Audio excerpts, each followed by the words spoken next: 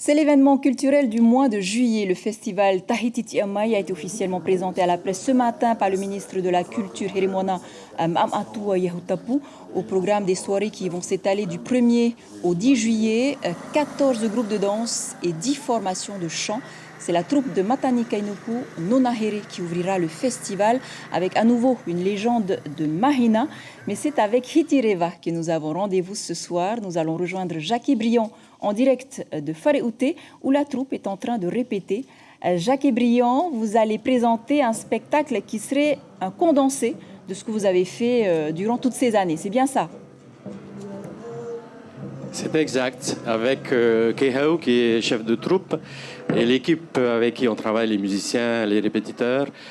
Nous avons décidé que pour ce festival tout à fait particulier, c'était de présenter aussi un spectacle tout à fait particulier qui va reprendre des tableaux qui ont tous été primés depuis 2009.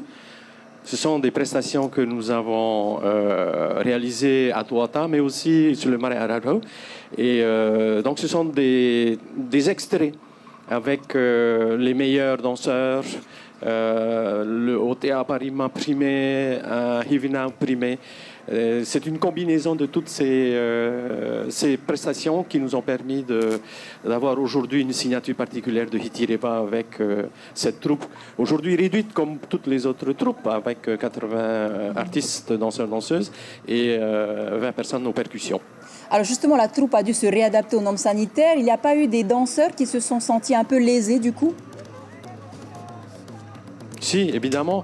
Hitireva a l'habitude de danser avec son garçon et son fille.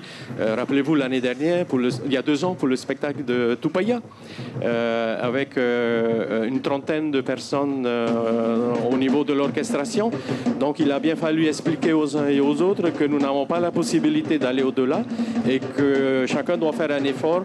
Et en attendant la troupe qui va venir l'année prochaine à Tuata, parce que la décision a été prise, de regrouper cette fois-là l'ensemble de nos artistes.